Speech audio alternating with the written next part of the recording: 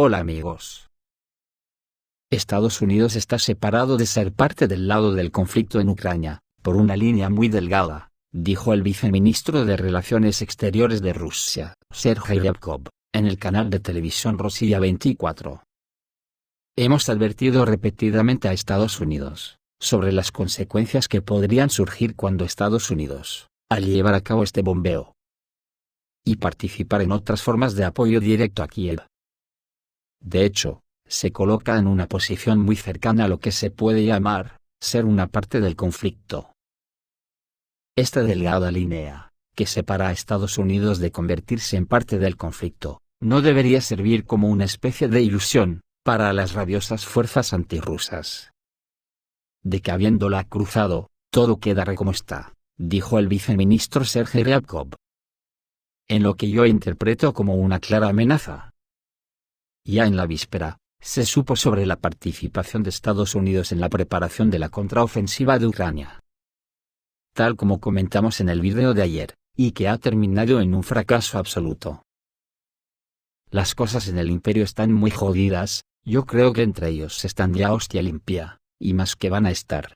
Los plutócratas de Bruselas ya no saben ni por dónde les pega el aire, ni qué decisiones tomar en el asunto de la energía. ¿Y lo de Estados Unidos? Eso ya es ciencia ficción. El miércoles, un ex asesor del jefe del Pentágono culpó a las autoridades estadounidenses del conflicto en Ucrania. Como enfatizó el coronel estadounidense Douglas McGregor, Estados Unidos es responsable de todo lo que sucede en Ucrania, y Washington está detrás del presidente de Ucrania, Volodymyr Zelensky, y es quien dicta un plan de acción a Kiev. En Alemania han calificado a la ministra de Exteriores como un peligro para el país. Así la ha calificado después del discurso de Baerbock, cuando dijo que la opinión de sus votantes ni le importaba. Por eso, la política alemana Sarah Wagenknecht calificó a la ministra alemana de Relaciones Exteriores como un peligro para el país. Sarah Wagenknecht-Niemeyer es una política alemana, licenciada en literatura, doctora en ciencias económicas y publicista. Fue miembro del Consejo de los Directores en Die Linke, y fue miembro del Parlamento Europeo desde julio de 2004 hasta julio de 2009. Luego el Ministerio de Relaciones Exteriores de Alemania hace lo típico, decirnos que el resto de los mortales no tenemos entendederas, y que las palabras de Baerbock sobre el apoyo a Kiev están fuera de contexto. Las palabras de la ministra de Asuntos Exteriores de Alemania, Annalena Baerbock, sobre ayudar a Ucrania tanto como sea necesario se sacaron de contexto. Así lo afirmó el representante del Ministerio de Relaciones Exteriores de Alemania, Christopher Burger. Que tampoco se entera que no fueron las palabras de que ayudaría a Ucrania, sino que las palabras que sonaron a insulto, fueron las que decían que le importaba una mierda lo que piensen los que la votaron. Recientemente, Baerbock dijo que apoyaría a Ucrania, sin importar cómo se sientan sus votantes en Alemania al respecto. Burger argumenta que estas palabras deben verse en el contexto general del discurso de la ministra alemana de Asuntos Exteriores. Es muy importante no sacar tales formulaciones fuera de contexto, y al menos tratar de entender el contexto en el que se expresaron, y no difundir tales interpretaciones, señaló el político. Pues vale majete, pero yo interpreto lo que me da la gana, y a lo mejor los que estáis fuera de contexto sois los políticos del fascio occidental. Menudo cajón desastre es eso de sacar de contexto, para enmendar la plana.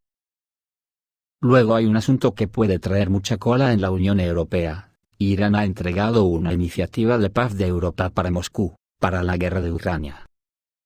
Teherán presentó a Moscú la propuesta de un líder europeo anónimo, de una iniciativa de paz para poner fin a la guerra en Ucrania, confirmó el miércoles el ministro de Relaciones Exteriores de Irán, Hossein Amirabdollahian, según un informe de Al Jazeera.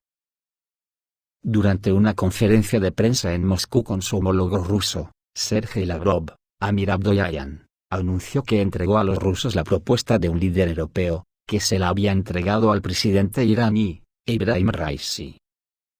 Hay ideas para ayudar a establecer la paz y detener los combates en Ucrania, y compartí estas ideas con el señor Lavrov, agregó Amirabdollahian. Si bien se desconocen más detalles sobre la propuesta, el principal diplomático de Irán dijo que se trata sobre intercambio de prisioneros de guerra, y sobre la planta de energía nuclear de Zaporizhzhia, en el sureste de Ucrania. La planta controlada por Rusia, la más grande de Europa, ha sido objeto de constantes bombardeos durante las últimas semanas. Moscú culpa a Ucrania por los ataques y el presidente ruso, Vladimir Putin, le dijo recientemente a su homólogo francés, Emmanuel Macron, que el bombardeo podría causar una catástrofe, a gran escala. Putin y Macron acordaron que el organismo de control nuclear de las Naciones Unidas, la Agencia Internacional de Energía Atómica, debería visitar la planta lo antes posible. Si bien Ucrania acusa a Rusia de estar detrás del bombardeo, tiene poco sentido que Moscú ataque la planta y provoque un desastre nuclear cuando los rusos controlan la central nuclear de Zaporizhzhia y las áreas circundantes desde marzo. Esta semana, la misión de la Agencia Internacional de la Energía Atómica llegó a Zaporizhzhia y las inspecciones deberían comenzar pronto. La parte rusa confía en que la misión encontrará pruebas que demuestren que Ucrania es la parte responsable.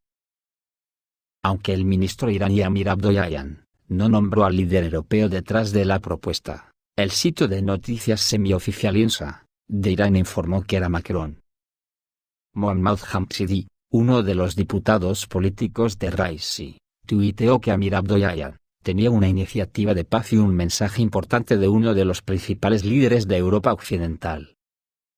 Lo que quiere decir, que en la Unión Europea la cosa está ya muy deteriorada si andan con secretitos, a espaldas unos de otros.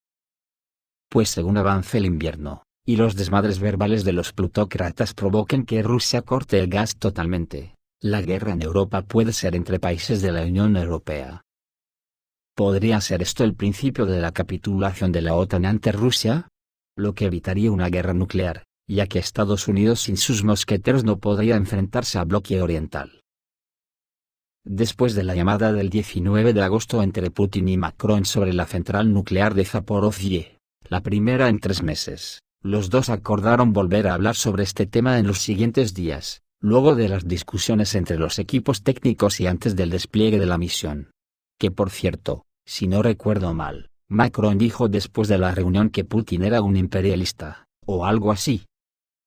El informe de Al Jazeera agregó que, desde que comenzó la guerra, Teherán ha transmitido repetidamente mensajes entre Moscú y Kiev. Sin embargo, esta es la primera instancia conocida públicamente de los iraníes entregando un mensaje desde Europa.